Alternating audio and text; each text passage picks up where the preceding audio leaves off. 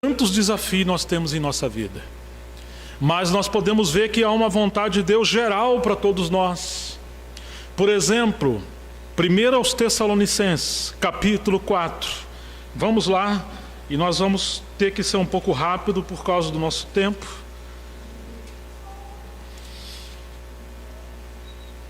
Se você não encontrar, preste atenção na palavra, depois você pode ouvir com calma as gravações.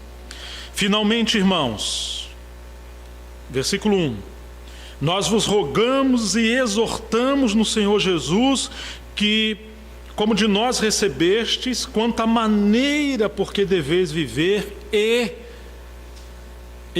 não apenas viver, mas o quê? Agradar a Deus. Não é apenas viver, é viver e agradar a Deus. Os apóstolos, eles ensinavam os irmãos a como agradar a Deus. E efetivamente estáis fazendo. Continueis progredindo cada vez mais. 1 aos Tessalonicenses 4, versículo 2. Porque estáis inteirado de quantas instruções vos demos da parte do Senhor Jesus. Pois esta é a vontade de Deus. Olha aqui. Qual? A vossa santificação. Mas não tenta assim espiritualizar muito esse assunto, porque aqui Paulo está sendo muito específico. Que vos abstenhais da prostituição. Que cada um de vós saiba possuir o próprio corpo em santificação e honra, não em desejo desenfreado, desejos sexuais desenfreados, galopantes, como gentios que não conhecem a Deus, e que nesta matéria ninguém ofenda nem defraude ao seu irmão, porque o Senhor, contra todas estas coisas, como antes vos avisamos e testificamos claramente, Ele é o vingador. Porquanto Deus não nos chamou para a impureza, e sim para a santificação. Dessarte quem rejeita estas coisas, não rejeita o homem, sim a Deus, que também vos dá o seu Espírito Santo. Tá, em primeiro lugar aqui, irmãos, nós poderíamos mencionar várias outras, mas Paulo está ressaltando: nós estamos em dias maus, estamos diante de uma sociedade cada vez mais imoral e depravada e decadente. E há um endeusamento nos apetites sexuais. Quase tudo que se fala, que se propaga, que tem estratégia de marketing, nós temos o nudismo, a estética, o hedonismo e todas essas coisas voltado para a lascívia. Quantos espíritos terríveis estão tentando fazer conosco através dessa sociedade caída, como às vezes fazemos quando vamos acender um churrasco. Vamos acender a brasa do churrasco, você acende ali o fogo, e às vezes ele não está pegando direito, você começa a abanar, até que tudo fique alastrado. Tudo fique, colocado agora para a nossa linguagem, abrasado. Nós devemos ter cuidado. O inimigo está querendo sempre incendiar a nossa alma de todas as formas possíveis para desonrarmos ao Senhor com o nosso corpo. E agora ele está falando que nós não devemos viver como gentios em suas paixões desenfreadas. Irmãos, essa é uma área que o inimigo tanto ataca. Por isso eles falam aos solteiros que os casados cuidam das coisas do mundo em como há de agradar o seu cônjuge, e o solteiro deve cuidar das coisas do Senhor em como agradar o seu Senhor, levando uma vida de santidade. Melhor que ficar solteiro como ele, diz Paulo. Mas se você não pode se conter, case, porque é melhor você casar do que estar subindo pelas paredes em abrasamento. E ele diz isso por causa da prostituição. Estamos em capítulo 7 agora de 1 Coríntios. Quantas coisas que me escreveste, bom que o homem não tocasse em mulher, mulher não tocasse em homem. mas por causa da prostituição, cada um tem a sua esposa e cada mulher tem o seu próprio marido. Mas ele dá conselho para os solteiros: como você levar uma vida cheia do Espírito Santo, guardar-se virgem puro, não se enredar por namoros, não se enredar por aventuras, porque o seu corpo não é seu, ele é templo do Espírito Santo. E aos que são casados, o capítulo 7, ele diz: a mulher não aparte do marido, nem o marido se aparte da mulher. Mas se vocês forem tão bicudos, desculpe a transliteração, se houver um ego tão grande que haja incompatibilidade nos relacionamentos conjugais, se por acaso separar, que fique sem casar. Vocês não terão licença para contrair um novo casamento, porque o homem não aceita o quebrantamento de Deus no casamento, porque que a mulher quer que ela seja sua escrava.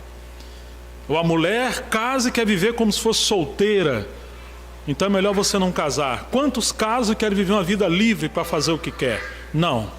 Casamento, graças a Deus, é um ambiente de graça, de felicidade, quando há submissão mútua à vontade soberana do Senhor, porque o propósito final do casamento é a glória de Deus e não a sua felicidade. Mas Paulo diz que não devemos nos defraudar uns aos outros. O marido paga a devida benevolência à esposa, ou seu dever íntimo, e a esposa ao marido. Vocês não devem se separar. E também não use de artimanha para privar o seu cônjuge de supri-lo na sua intimidade, como uma barganha para você ganhar uma aposta ou um favor. Se vocês se apartarem, que seja em comum acordo, para se aplicar a oração, ao serviço ao Senhor, ou quem sabe uma viagem, abro eu um parênteses, ou qualquer uma outra coisa, um tratamento físico, uma doença, mas não deliberadamente, não por chantagem, não por negócio. Depois se juntem rapidamente, não fique separado, para que Satanás não vos tente pela vossa incontinência. Irmãos, todos estão suscetíveis ao adultério, à prostituição. O mundo está arquitetado para isso, organizado para isso. Nós estamos sendo atacados, solteiros e casados, sempre. E quando os cônjuges às vezes têm demandas e problemas e não sabem administrar, e às vezes passam tempo sem suprir a sua vida íntima, você está expondo o seu cônjuge ao adultério e vice-versa. Se há alguma debilidade, insuficiência, fraqueza, procure um médico, se cuide, se trate, mas leve isso a sério, porque Deus fala essas coisas. E quantas vezes, irmãos, as igrejas não conseguem avançar, têm dificuldade de prosperar, há um peso, quase sempre. Os problemas que permeiam a igreja, quando você vai procurando a raiz, vai, você chega, está lá na família. Relacionamentos em crise. Então Paulo está falando em primeiro lugar da santificação voltado à nossa vida íntima. Cuide do seu corpo, mas lembre-se que ele não é seu e você vai ter que dar conta dele naquele dia. Não deixe o seu apetite te governar. Seja alguém cheio do Espírito Santo, porque o Espírito Santo habita em cada um de nós. Vivamos uma vida de oração, de comunhão, de relacionamento. Peçamos ajuda àqueles irmãos que Deus colocou para nos ajudar com aconselhamento e oração. Às vezes é melhor você ganhar menos, mas trabalhar no lugar onde você é menos assediado. Às vezes é melhor você quebrar a sua televisão, se aquilo ali te faz um escravo de filmes e novelas que te levam ao pecado. Ah, mas eu tenho para ver jornal. Pois é, mas depois do jornal vem a novela, depois da novela vem o filme, depois e assim vai. Então é melhor você não ter. Se você não consegue só ver jornal e alguns programas que você possa sentar com seus filhos, com a sua esposa e ver. Você sabia que os grandes criadores de tecnologia, como Steve Jobs, que é o pai da Apple, Ou o Bill Gates, o pai da Microsoft, ele não deu o celular aos seus filhos quando crianças? Há confissões e matérias dele que concordaram, não entre si, mas na liderança da sua casa, da quando, quem sabe, estivesse 11 anos, 14 anos. E aí foi feita uma pesquisa, criança de 5 a 9 anos, 75% delas já tiveram acesso à pornografia por meio do celular. Porque no lugar de você educar o seu filho no princípio do Senhor e com vara, você chantageia colocando ele com um celular às vezes bem caro, fazendo dívidas, e com a internet ligada, às vezes as crianças estão dentro do quarto, permeando os porões desse mundo maligno,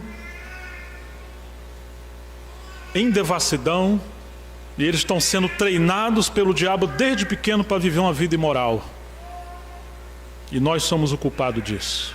No Velho Testamento, alguns do povo de Deus, inclusive reis como Manassés, pegavam suas crianças e entregavam a Moloque, um deus pagão, um ídolo feito de bronze ou de um outro metal. Ele estava em chamas, cerca de 3 a 5 metros, uma figura horrível, como alguns em forma de touro, e a sua frente era aberta com seus braços assim, e ele estava ali em cor vermelha, porque ele estava em chamas, em fogo.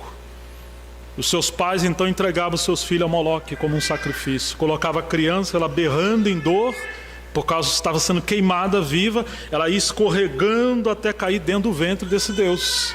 Você não acha isso uma coisa horrorosa, terrível? Como é que uma mãe e um pai chegam a esse ponto?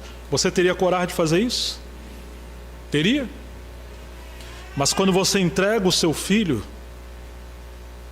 a uma televisão com programas imorais enquanto você está fazendo outras coisas, ou quando você deixa ele trancado com seu celular, você está entregando ele a Moloque de alguma maneira. E nós precisamos receber esse choque, porque muitos dos nossos filhos têm se desviado, e eles não se desviaram quando tiveram seus 18, 20 ou tantos anos. As sementes foram plantadas quando eram criancinhas. Por isso mencionei 3 crianças que se tornaram grandes homens de Deus, mas o que guardou essas crianças foi a criação da sua mãe ou do seu pai quando era pequenininho: Moisés, Samuel e Timóteo. Em 3 lugares terríveis. Imagina Samuel, a casa do Senhor está caída. Aquele Eli, aquele homem que deveria representar o Senhor, não exortava os seus filhos tinham uma vida em devassidão. E Samuel foi colocado ali, digamos, com 3 a 5 anos de idade. Mas o que salvou ele foi a maneira que sua mãe o cuidou. Então, santificação que Paulo está falando é essa vida que leva a Deus a sério, que nós não sabemos, mas que Cristo é a nossa santificação. Nós às vezes espiritualizamos as coisas demais, mas Paulo aqui está falando dessa vida imoral, dessa vida de licenciosidade. Irmãos, isso está tão impregnado no nosso tempo, que a maneira da gente se vestir muitas das vezes é uma maneira totalmente sensual. E nós devemos ter cuidado. Às vezes não é fácil para um jovem estar na igreja, quando o espírito de sensualidade assola, e as mulheres não se vestem apenas para agradar ao seu senhor e ao seu marido. Quantos decotes, né? Quantas coisas justas, tanto para homens como para mulheres. Certa vez eu fui com as minhas filhas num shopping, e aí eu quis comprar uma calça, estava precisando, e coisa difícil comprar uma roupa hoje, né? A maioria dos estilistas, não sei se vocês sabem, são gays, são homossexuais. É um estilo de vida. E eu comprei uma calça, minhas filhas me ajudaram, uma gracinha a calça. Aí levei para casa, e um dia eu coloquei a calça e eu ia pregar. Quando eu coloquei, eu me senti um gay. Desculpa se alguém aqui é assim, né? Mas eu estava totalmente efeminado, apertadinho, até para andar, comecei a andar meio requebrando. Eu falei, em nome de Jesus, tá? Porque a calça te leva a isso. Eu tirei, nunca mais quis saber disso. É um espírito. É uma coisa séria. Leve isso a sério, irmão. Que coisa terrível que às vezes a esposa coloca uma roupa decotada, transparente, indecente, e os maridos não estão vendo. Sabe muito bem de futebol, de Corinthians, Flamengo. Mas falta o enchimento do Espírito Santo. Não pergunta para pessoas carnais se a sua roupa está boa. Ele vai dizer sempre que está. Fica tranquilo. E duvide de si mesmo, porque você sozinho está muito mal acompanhado. É o pior advogado que você tem, é você. A menos que o Espírito Santo esteja governando a sua e a minha vida. Então, irmãos, em primeiro lugar, a santificação. Que Deus nos guarde dessas coisas. No capítulo 5, 18 dessa carta, ele fala: em tudo dai graças, porque esta é a vontade de Deus para convosco. Não viver como os ímpios que não conhecem o Senhor. Um puritano dizia que a murmuração é o louvor a Satanás.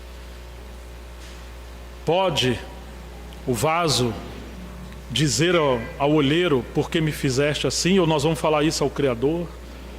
Nós murmuramos muito porque nós queremos fazer a nossa vontade e não a vontade do Senhor.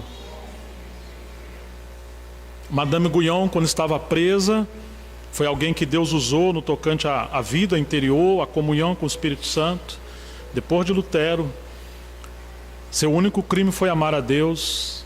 E ela, da prisão, certa vez falou: aprendi a amar a escuridão da prisão, porque ali eu vejo o brilho da face do meu Senhor. Ela preferia estar presa vendo a face do seu Senhor do que ser livre e perder a visão de Cristo. Ela não murmurava. A biografia dela é algo lindo que deveria ser lido por todos nós, especialmente as mulheres. Alguns acham que ela era desequilibrada, digamos uma masoquista, alguém que atrai sofrimento a si. De fato, em alguns pontos foi exagerado, mas era o seu contexto de misticismo e piedade na época. Mas seu grande desejo era fazer a vontade de Deus. Quando Paulo está preso, escreve a Timóteo, ele fala: Jesus Cristo, nossa expectativa, nossa esperança. A maior expectativa de Paulo não é sua liberdade. A maior expectativa de Paulo era o Senhor Jesus, encontrar o Senhor. Hoje nós oramos para fugir da tribulação, para fugir de pessoas, de contexto, de tantas outras coisas. Mas a nossa oração deveria ser: Senhor, qual é a tua vontade? Não me permita sair disso, se isso for infringir a tua vontade, e eu escapar da tua vontade para fazer a minha própria vontade. Nós vimos que o nosso Senhor, Ele é o modelo de como fazer a vontade de Deus. Isso nós falamos na primeira mensagem. Nós vamos ver agora capítulo 4 de 1 Pedro.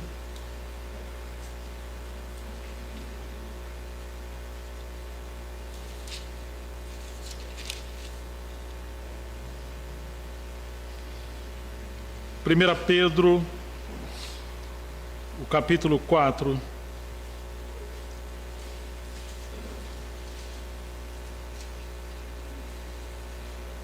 Versículo 12. Amados, não estranheis o fogo ardente que surge no meio de vós, destinado a provar-vos, como se alguma coisa extraordinária vos estivesse acontecendo. Eu não sei se vocês lembram, outra vez que eu estive aqui, eu falei do incêndio em Roma, que 14 bairros grandes em Roma haviam, 10 foram queimados no incêndio que Nero propagou ali, aquele louco, e 4 foram poupados, e como a estratégia dele deu errada, de estratégia política, colocaram a culpa nos cristãos. E agora muitos cristãos foram entregues à arena, e muitos deles foram queimados vivos. Quando inauguraram o Coliseu Romano, cerca de 10 mil cristãos foram mortos e muitos deles queimados. As cartas gerais foram escritas antes da destruição do templo, no ano 70. Os irmãos estavam sendo esmagados e perseguidos. Sabe por quê? Porque eles viviam para cumprir a vontade de Deus. Simplesmente por isso. Pelo contrário, verso 3: alegrai-vos na medida em que sois co-participantes dos sofrimentos de Cristo, para que também na revelação de sua glória vos alegreis exultando. Se pelo nome de Cristo sois injuriados, bem-aventurados sois, porque sobre vós repousa o Espírito da glória e de Deus. Como que pode, irmãos, sendo esmagados, glorificando a Deus, sendo queimados e cantando hinos, sendo entregue às arenas, aos leões e glorificando a Deus? Eles não tinham medo do sofrimento, eles temiam sair da vontade de Deus. Sobre vós repousa o Espírito de sua glória. Oh, irmãos, é isso que falta hoje em nós, sermos cheios desse Espírito. Mas sabe por que somos tão pobres do enchimento do Espírito Santo? Porque nós fugimos da disciplina de Deus e da vontade de Deus.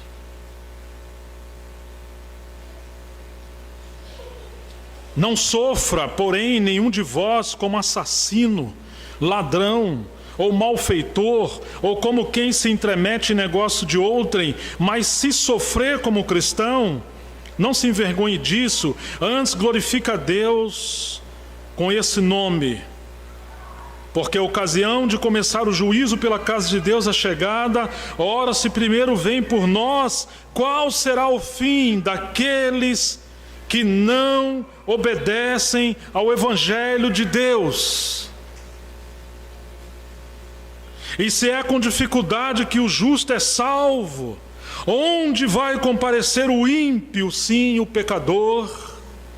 Por isso também os que sofrem segundo a vontade de Deus, encomendem sua alma ao fiel Criador na prática do bem. Eu vou ler novamente o verso 19. Por isso também os que sofrem segundo a vontade de Deus, encomende a sua alma ao fiel Criador na prática do bem. Os que sofrem segundo a vontade de Deus. Poderíamos dizer que há uma espécie de ministério do sofrimento pela vontade de Deus. Foi dado um espinho na carne de Paulo, como um demônio para esbofeteá-lo, e o Senhor não tirou, antes disso que a sua graça lhe basta. Falta-nos tempo para falar na história da igreja quantos homens e mulheres de Deus foram o que foram em meio ao sofrimento. A doença, a adversidade, a pobreza, a injúria, a perseguição, a mentira, a calúnia, a exclusão. Cristãos sendo crucificados por cristãos. E o Evangelho chegou até nós porque sangue de mártires foram derramados. A vontade geral de Deus. Todos nós, de alguma forma, passaremos por tribulação. Uns de uma maneira e outros de outra. Não fuja. Não tenha medo. Não tenha medo daqueles que podem fazer mal ao seu corpo e não a sua alma, disse Jesus, mas temo aquele que possa fazer mal ao corpo e lançar toda a sua alma ao inferno. Por isso a tua mão te faz tropeçar, ou algum membro do teu corpo te faz pecar, arranque e jogue fora, foi o que Jesus falou, corte ele. É melhor você viver manco aqui, mas você entrar no reino dos céus com gozo e alegria, do que você poupar a sua vida para fazer o que você gosta e você perder os privilégios do reino de Deus. O que você fizer aqui em relação à vontade de Deus, haverá um eco por toda a eternidade e haverá recompensa no seu reino de 1000 anos. Ah, mas se formos negligentes à vontade de Deus, nós perderemos os privilégios do reino de Deus. E hoje já sofremos disciplina, porque nós perdemos a proteção de Deus. Por causa disso, entre vós, em certo contexto, disse Paulo, 1 Coríntios 11, alguns que estão fracos, outros doentes e outros até que já morreram, porque eles estavam sendo levianos com o pão, com a ceia, mas com a maneira de viver sua vida com Deus, sua vida cristã. Morreram. Toda vara que estiver em mim, a videira que não produzir fruto, o que o Senhor Jesus falou que ia fazer? Ele ia cortar, porque está roubando a vida e vai lançar fora. E toda vara que estiver em mim e der fruto, o que ele vai fazer? Poda para que dê mais fruto. Isso é a vontade de Deus, podar. Então às vezes não sabemos a vontade de Deus, mas podemos crer que é a vontade geral de Deus para todos nós, a santificação, a gratidão, a integridade no trabalho, com seu patrão, ou o patrão com seus funcionários, com a autoridade constituída. Irmãos, a vontade de Deus no sofrimento, a vontade de Deus na família, como o marido deve viver com a sua esposa, a esposa com o marido, os filhos com os pais com seus filhos. Essas coisas estão escancaradas nas Escrituras. E deveríamos levar isso a sério. Porque Deus nos colocou aqui para representá-lo. Ah, irmãos. Mas além da vontade de Deus, no sentido geral, nós temos o terceiro ponto da vontade de Deus. O primeiro é o mistério. O primeiro é a vontade soberana de Deus. O segundo é a vontade geral de Deus. E o terceiro ponto qual é mesmo? Você que está anotando, lembra? A vontade de Deus nos serviços. A menos que você seja uma verruga no corpo, Deus tem um serviço para você. Essa falsa humildade, não, eu não sou ninguém, eu não sou nada. Às vezes é o mais orgulhoso que temos entre nós. Deus colocou no corpo cada um de nós como Ele quis, e Ele nos chamou a todos nós para servir. Segundo a Bíblia, nós temos dons naturais e dons espirituais. Temos dons de graça em Romanos 12, e os carismas, ou as dádivas, os dons do Espírito Santo em 1 Coríntios 12. Os dons espirituais em 1 Coríntios 12 e os dons de graça em Romanos capítulo 12. Ah, mas eu não sei qual é o meu dom. Parece que Paulo nos dá segredos para isso. Vamos ver rapidamente. Primeiro, vamos em Romanos 12.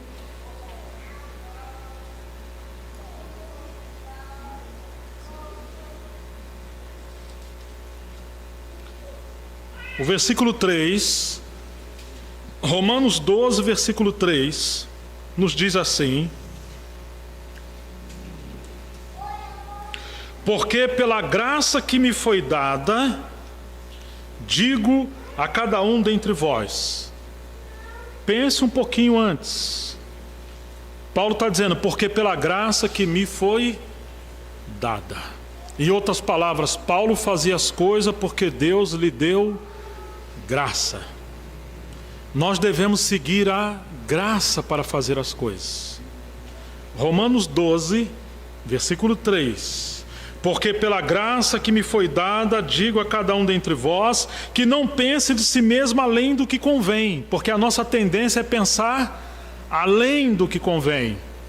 Ou nós excedemos a nossa imagem, ou nós reduzimos, diminuímos, e nós vivemos depreciando aquilo que somos.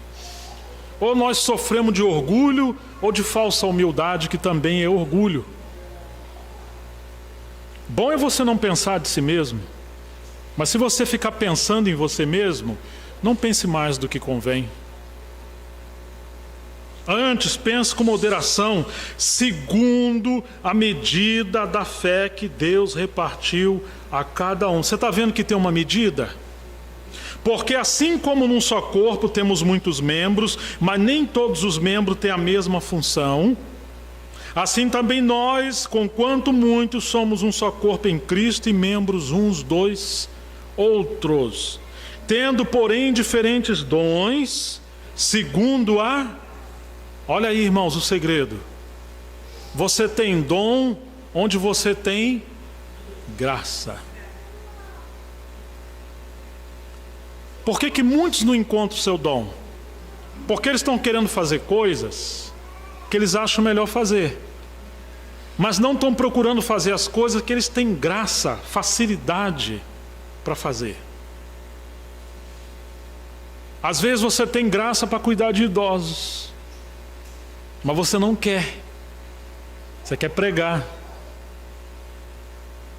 Às vezes você tem graça para cuidar de pessoas, mas você não quer.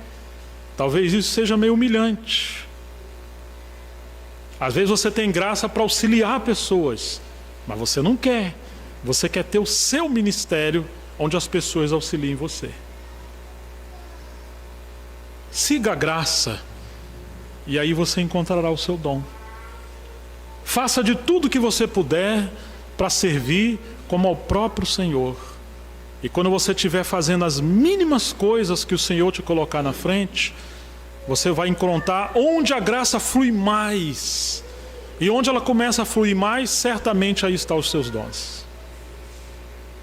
Ah, mas quando você quer fazer coisa que ali você não tem graça, significa que haverá uma desgraça. Ainda que você acredite que Deus te chamou para aquilo, mas o corpo não está sendo alimentado, edificado, testificado. Siga a graça. Tendo, porém, diferentes dons, segundo a graça que nos foi dada. Se profecia ou se falar por Deus, seja segundo a proporção da fé. Não vá além. Se ministério, ministrar aqui é serviço. Serviço. Dediquemo-nos ao ministério. Ou que ensina, esmere-se no fazê-lo. Ou que exorta, faça-o com dedicação. O que contribui com liberalidade. Eu encontro gente orando, pedindo vários tipos de ministério. Você já viu alguém orando: Senhor, me dá o ministério de contribuir? Me dá o dom de contribuir? De ganhar dinheiro para ofertar, para servir? Você já encontrou isso? Está todo mundo meio triste agora. Mas Paulo está dizendo que tem gente que tem isso aqui, tem membros. E quanto mais você for fiel, por exemplo, quanto mais você ensinar com dedicação, mais o Senhor abre a porta da palavra para você, a revelação. Quanto mais você servir, mais o Senhor te dá para você servir. E quanto mais, se você tem essa graça de contribuir, o Senhor prometeu a alma generosa. O que o Senhor disse que vai fazer com ela? Ela prosperará. Isso aqui é graça, irmãos. Quando alguém ensina, ele está ensinando também diretamente outros a ensinar. Quando alguém contribui, é um dom que não é só para contribuir, mas é para levar o corpo a contribuir. Eu morei num lugar que tinha um irmão que uma vez estava triste falando comigo. E ele falou assim: irmão, eu não sei fazer nada, eu acho que eu não tenho dom. Eu vejo vocês pregando, outro fazendo isso, aquilo, outro toca também, eu não sei fazer nada. Nem falar direito eu não sei. Eu falei: é mesmo? Você acha que não tem dom nenhum? Ele falou: não tem não.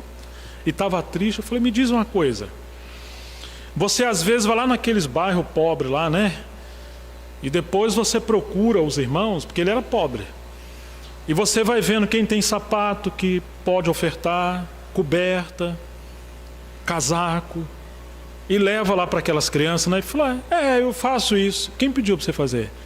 Ué, ninguém, irmão. É uma coisa que eu não consigo ver aquelas criancinhas lá. Eu sei que o frio está vendo. Eu falei: quem falou para você que casa de fulano Beltrano tem goteira? E quando vem obreiro de fora, quem pediu para você pegar a sua bicicleta e ir passando na casa dos irmãos para pegar? Aí ele pediu: irmão, você pode contribuir com alguma coisa? Vamos dar feijão, banana, ovos. E ele chegava na casa dos irmãos que estavam hospedando e falou: isso aqui é uma oferta da igreja. Mas ninguém pediu para você fazer isso. Eu falei: ninguém pediu não. Eu falei: pois é, você sabe o que é isso? Não. Eu falei: isso é o dom de repartir. Você reparte o que você tem, mas você também está mobilizando o corpo de Cristo a repartir. Isso é um dom. Mas às vezes nós temos esse problema de que achar que dom é só aquele dom de falar ou algum outro dom. Você sabia que hospitalidade também é um dom, ainda que todos nós devemos ser hospitaleiros? Paulo fala da sua mãe, em Romanos 16, que cuidava dele, e também Febe, que passou a ser uma diaconisa. que cuidava das contribuições e dos necessitados. E tinha o dom de hospitalidade de honrar e servir as pessoas. Mas não é só para ela receber, é para ensinar os outros também a contribuir e a receber. Quando alguém recebe alguém na sua casa, que vem pela obra de Deus, por mais que as outras casas não recebam, mas você pode ir lá fazer uma faxininha. Quem sabe fazer um bolo, pode fazer um bolo. Ou você pode cozinhar. Ou quem sabe lavar e passar a roupa dos irmãos e as irmãs que servem. É a igreja que tem que receber, não é uma casa só que recebe. Toda a igreja pode se mobilizar ou ofertar para a gente honrar o Senhor que está enviando irmãos e irmãs. Eu não falo isso por causa de mim, mas porque o normal é a gente receber e hospedar. E isso é um dom. Que coisa maravilhosa, não é isso, irmãos? Então ele aqui está falando disso. O que contribui com liberalidade, o que preside com diligência. Presta atenção, para que as coisas sejam conduzidas conforme o Senhor. Quem exerce misericórdia com alegria, e o amor seja sem hipocrisia.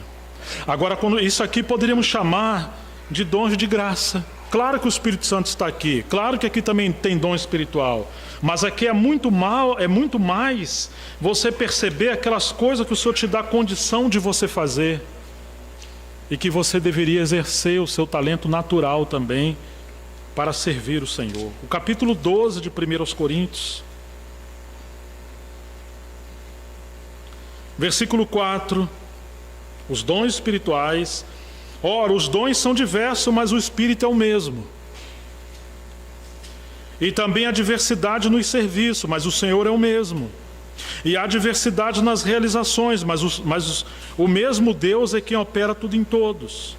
A manifestação do Espírito é concedida a cada um visando a um bem proveitoso. Deus só dá dom a cada um de nós para um bem proveitoso. Então não é para agradar você, nem a mim. É para que o corpo seja edificado. Porque a um é dada mediante o Espírito a palavra da sabedoria, e a outro, segundo o mesmo Espírito, a palavra do conhecimento, e a outro no mesmo Espírito a fé, e a outro no mesmo Espírito os dons de curar, e a outro operações de milagres, a outro profecia, a outro discernimento de Espírito, a um a variedade de línguas, e a outra a capacidade para interpretá-las, mas um só e o mesmo Espírito realiza todas estas coisas, distribuindo-as como lhe apraz a cada um, individualmente. Oh, irmãos, e o Senhor espera que nós possamos contribuir com os nossos dons e serviço uns com os outros. Deus nos colocou juntos. Talvez você está orando: Senhor, a tua vontade para a minha vida, minha vontade é que você sirva. Eu não sei como servir. Começa a pegar um paninho, uma vassoura, ajuda na faxininha. Você viu o banheiro meio cheio de papel? Pega um saquinho, joga fora.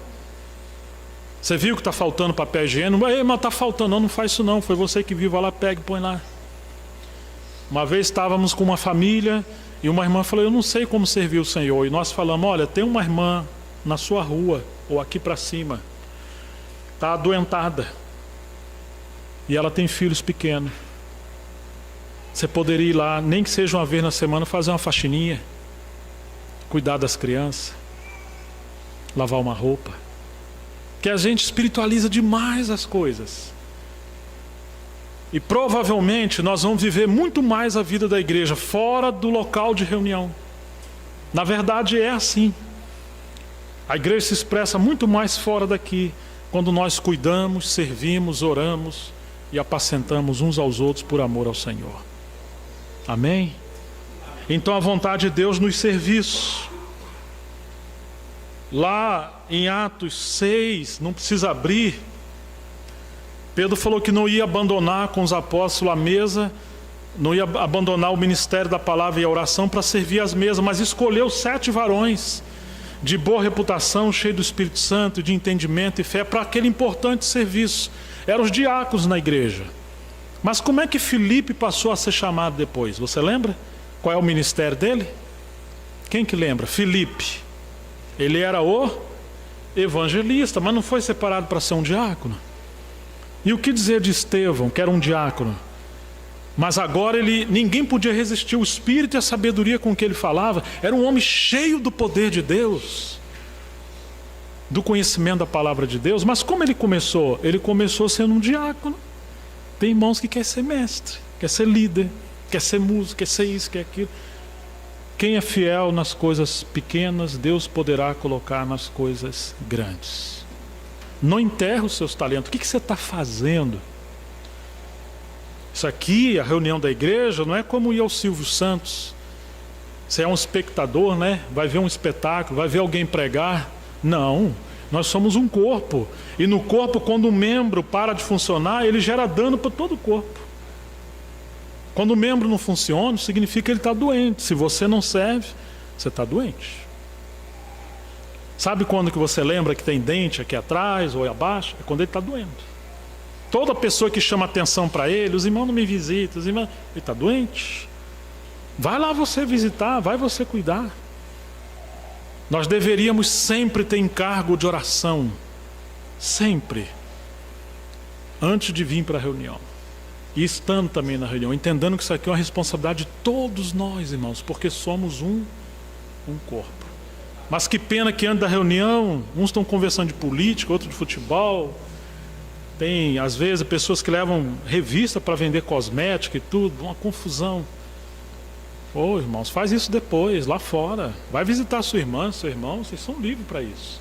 Mas quando o povo de Deus se ajunta, como é que pode, depois de uma palavra com tanto peso, aí está levando batom, calcinha, com sutiã, a gente vê isso normal. O outro falando que o Flamengo é big, não sei o que, campeão. Por isso que nós estamos tão pobres do Espírito Santo. É chato ter que falar essas coisas, né? Mas o Senhor precisa nos exortar, nos encorajar, né? Então, irmãos, a vontade de Deus nos serviços. Teve um varão, capítulo 4 de Colossenses, verso 17, não precisa abrir. Paulo diz assim: dizei Arquipo, atente para o ministério que você recebeu do Senhor, para que o cumprais. Cumpra o teu ministério. A Timóteo ele fala: desperte o dom que há em ti, que te foi dado por meio de profecia e de imposição de mãos, das mãos de Paulo e do presbitério. Inflame o dom de Deus que há em ti, pegue fogo, não enterre o seu dom. O Espírito Santo te deu isso para você servir. Você tem que ser cheio do Espírito Santo. Mas nossa tendência é ir diminuindo, esvaindo e até... Quantas vezes vem vontade de você visitar uma irmã e um irmão, falar: mas eu não sou um pastor. Ô, irmãos, vai lá visitar. Porque o pastor que mora em você quer apacentar aquela ovelha. Simplesmente precisa orar e amar e cuidar uns dos outros. Então nós temos essa questão da vontade de Deus nos serviços. O tempo nos faltará para falar da vontade de Deus nas circunstâncias. Mas nós temos que tomar decisões sempre. Em 1 Crônicas, capítulo 14, você só anota, Davi entendeu que Deus o honrou como rei, tudo estava dando certo na vida dele, mas os filisteus, quando souberam disso, vieram atacá-lo com força. E aí o que aconteceu? Davi buscou o Senhor: Senhor, subirei contra ele. Ele falou: sobe que eu sou contigo. E ele foi e venceu a guerra, mas daqui a pouco eles vieram contra ele de novo. Sabe o que Davi fez? Ele não subiu contra eles do mesmo jeito que foi na primeira. Ele foi buscar o Senhor: Senhor, subirei contra ele. Não, não sobe não. Você vai de outra maneira, vai dar a volta. E o Senhor criou uma estratégia de guerra diferente. Ele encontrou a vontade de Deus nas circunstâncias. Para cada circunstância, devemos encontrar a vontade de Deus. Deus nos deu a unção para conhecer a sua vontade. E eu vou terminar apresentando pelo menos 7 princípios que apontam que estamos na vontade de Deus. Eu vou falar um pouquinho rápido, mas vou deixar isso com vocês, especialmente em relação às circunstâncias quando não sabemos o que fazer. Em primeiro lugar, isso não está em ordem, mas eu vou mencionar convicção interior. Em Hebreus 11, versículo 1, Diz que a fé é a certeza das coisas que se esperam e a convicção de fatos que não se veem. Em primeiro lugar, é quando você tem convicção que o Senhor quer que você faça algo, que você vá para tal lugar, ou que você contribui no seu dom, ou de alguma forma que você não faça a coisa, você passa a ter uma convicção. Mas em segundo lugar, eu diria que o segundo ponto que aponta que você está na vontade de Deus são as Escrituras. Deixa eu tentar parafrasear isso aqui. Sabe quando um navio está vindo à noite, tudo escuro, ele tem que atracar lá no porto.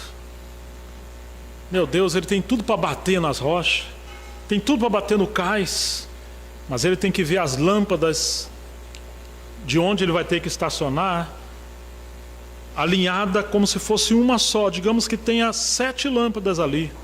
Se elas estiverem uma do lado do outro, significa que tem ele vai bater de frente ali. Mas se ele for virando a embarcação e ver que elas se tornaram uma só, então tem um lugar que ele vai chegar na lateral, como se fosse uma só lâmpada, e vai conseguir estacionar ali. Assim também acontece quando o avião vai pousar.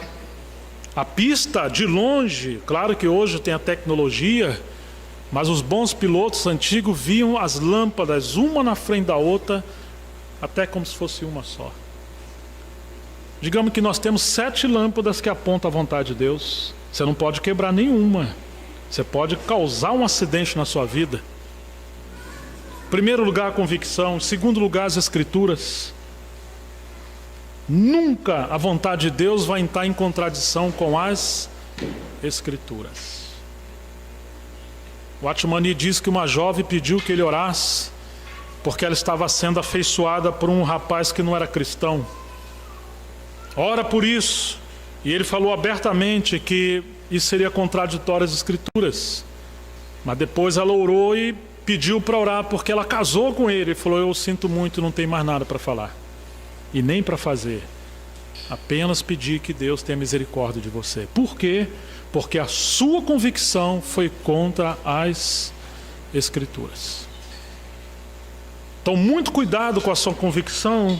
Uma primeira lâmpada, porque enganoso é o coração do homem mais do que todas as coisas, quem o conhecerá? 1 a Timóteo 5, Paulo diz: eu quero que as viúvas mais novas casem e tenham filhos. Mas depois ele diz: não coloque a viúva mais nova na sua lista para receber a contribuição da igreja. Porque quando elas se tornam levianas contra Cristo, elas querem casar ainda após Satanás.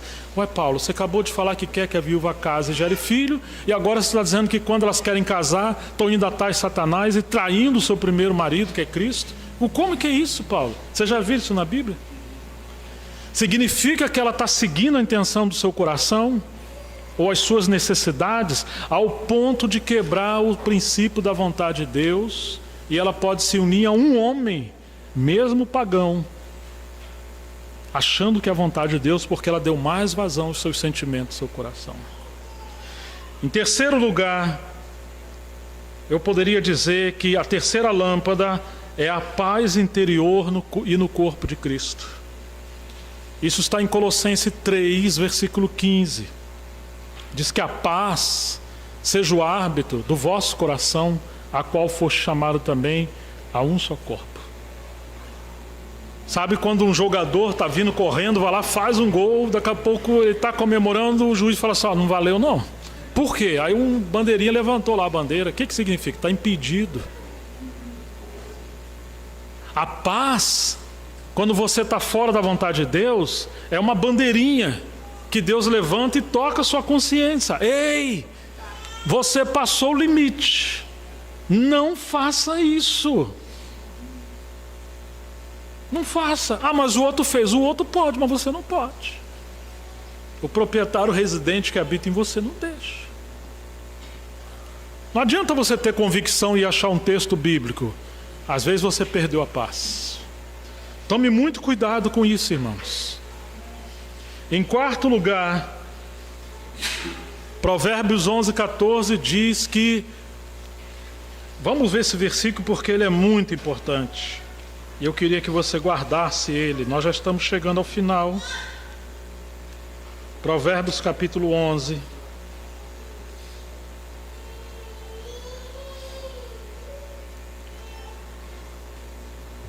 Que nos diz assim, versículo 14: não havendo sábia direção, o que acontece?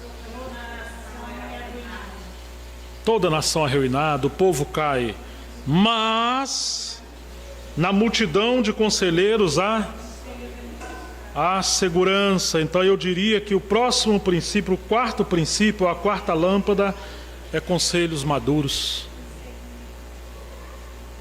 Honra teu pai e tua mãe, honra os presbíteros, honra os seus pastores, honra aquelas pessoas que Deus colocou do seu lado. Às vezes ele não é um pregador, não é um mestre, mas ele tem experiência e cicatriz na vida, nas suas costas.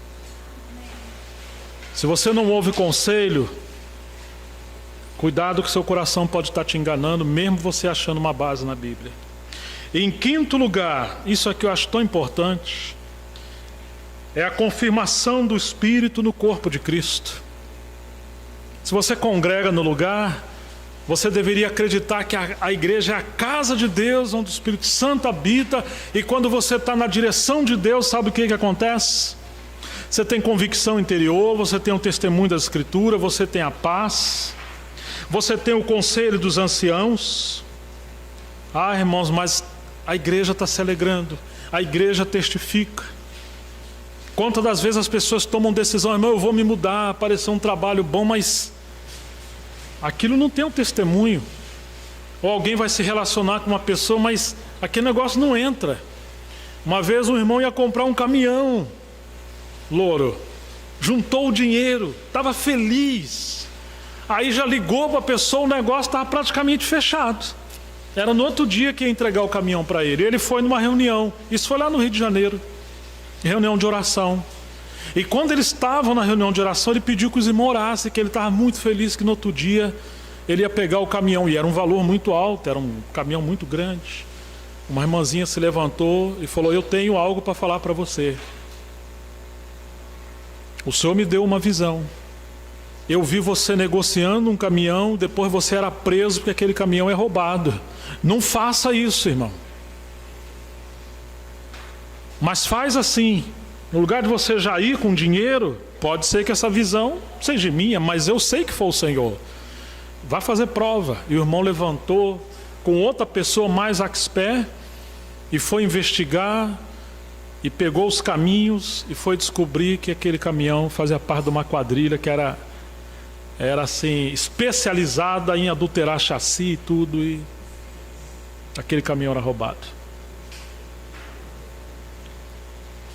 Quantas vezes a gente faz coisa que o corpo de Cristo não respalda, né? Não estou querendo dizer que os irmãos vão controlar a nossa vida, mas anote isso aí. Atos 13, de 1 a 4, não precisa ler. Você lembra que Paulo foi chamado ao ministério no caminho de Damasco? Mas agora ele está no capítulo 13, ele está em Antioquia. E o que o Espírito Santo falou ali? Eles estavam orando, ministrando com jejum e oração, aqueles 5 ministros que estavam ali, profetas e mestres. O Espírito Santo falou: separai-me agora a Barnabé e a Paulo para a obra que os tenham chamado. É agora. Antes o Senhor chamou Paulo para o ministério, mas agora ele está enviando ele como apóstolo. É como alguém que já sabe dirigir, mas não tem autorização porque não tem a carta.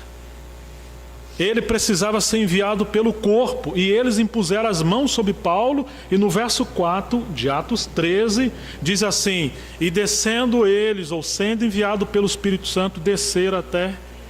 Então o Espírito Santo enviou, mas pelo corpo. Quando chegamos em Atos 20, Paulo está indo para Jerusalém, e ele fala: eu sei que lá me esperam cadeias e tribulações e prisão. É o que o Espírito Santo está me falando de cidade em cidade.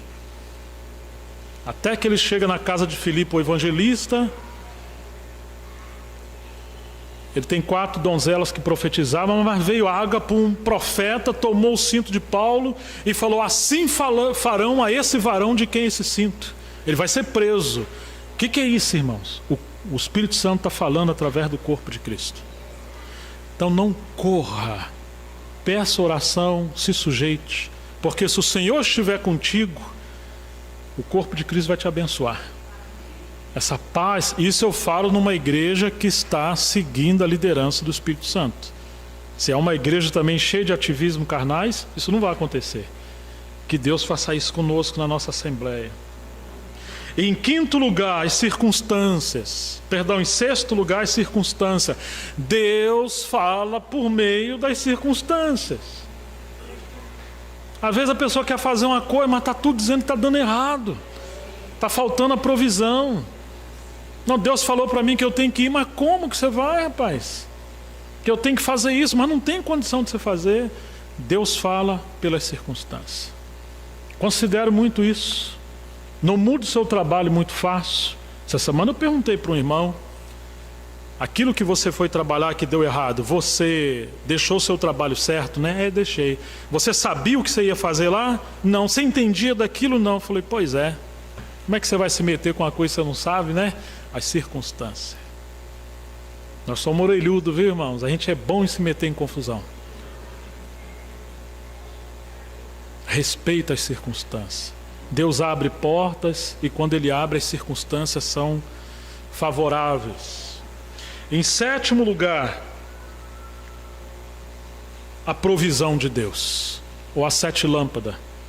Quando Deus está com você, a provisão vai te acompanhar. Ah, mas quando não está também, irmãos, pode ter certeza que a provisão vai esvair. E isso é um sinal. Então essas 7 lâmpadas, se nós pudermos guardar, eu diria que são as lâmpadas para você estacionar o seu barco sem correr risco de um acidente. Será que a gente consegue lembrar para terminar essa mensagem?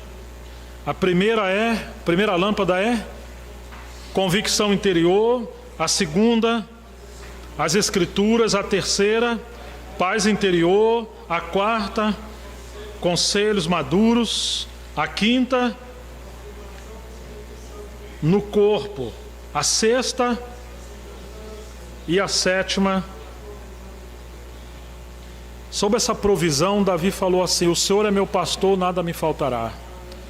O pensamento no hebraico é assim: o Senhor é o meu governo, é o meu pastor, Ele não tem me faltado em nada.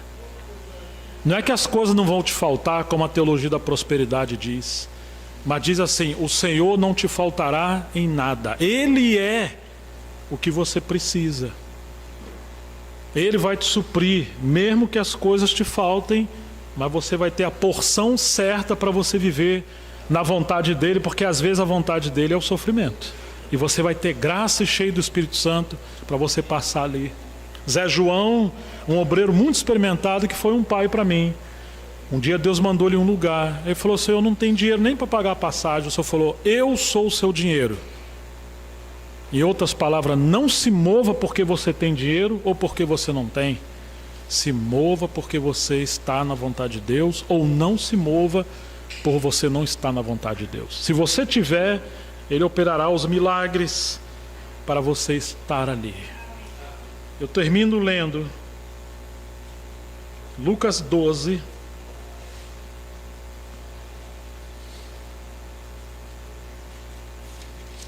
Versículo 42.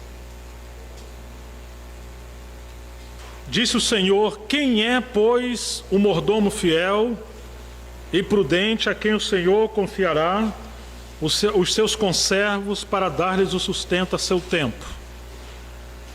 Bem-aventurado aquele servo a quem o seu Senhor, quando vier, o achar fazendo assim, ou seja, servindo. Verdadeiramente vos digo que lhe confiará todos os seus bens. Lucas 12, 45. Mas se aquele servo, qual servo? O servo fiel e prudente, não é outro servo. Mas se aquele servo disser consigo mesmo: meu senhor está tardando em vir, e passar a espancar os criados e as criadas, a comer, a beber e a embriagar-se, virá o senhor daquele servo. Mateus diz assim: aquele mau servo. Em outras palavras, o servo bom e fiel passou a ser um mau servo, porque ele deixou de olhar o Senhor e passou a interpretar que o Senhor está demorando a vir. Ele pode viver de qualquer maneira. Está vendo? Em dia em que ele não espera, em hora em que não sabe, e castigá-lo-á, lançando-lhe a sorte com os infiéis. Agora olha isso aqui. Aquele servo, porém, que conheceu a vontade de seu Senhor e não se aprontou, nem fez segundo a sua vontade, será punido com muitos açoites. Poxa, peraí, Senhor. Se ele não sabe a vontade do seu Senhor, olha o que está dizendo aqui. Perdão. Aquele servo, porém, que conheceu a vontade de seu Senhor e não se aprontou, nem fez segundo a sua vontade, será punido com muitos açoites. Aquele, porém, que não soube a vontade do seu Senhor e fez coisas dignas de reprovação, levará poucos açoites. Mas se ele não sabe a vontade do Senhor, por que ele vai ser açoitado? Se ele não sabia a vontade do Senhor. Ele não soube, mas não procurou saber. Está vendo? Ele não está olhando essas 7 lâmpadas. Ele não está olhando para o mestre. Não é difícil a gente encontrar a vontade do Senhor. A pergunta é: você quer a vontade do Senhor? Mas aquele a quem muito foi dado, muito lhe será exigido, e aquele a quem muito se confia, muito mais lhe pedirão. Oh, irmãos, que o Senhor nos ajude a procurar conhecer a vontade do Senhor nesse tempo que nós estamos vivendo. Viver debaixo da vontade soberana de Deus, a vontade geral de Deus, a vontade nos seus serviços e a vontade circunstanciais, ou seja, encontrar a vontade de Deus em várias circunstâncias. Para isso Ele nos deixou essas 7 lâmpadas. Pode até ter mais, você pode acrescentar, mas a única coisa que não pode é, como filhos, servos e servas, vivermos uma vida que não procura conhecer a vontade do Senhor. Que Ele nos salvou para podermos viver uma vida que agrada a Deus. Que Deus nos abençoe. Agradeço a paciência dos meus irmãos, das minhas irmãs. Vamos orar ao Senhor. Quem quiser orar, por favor, fique à vontade.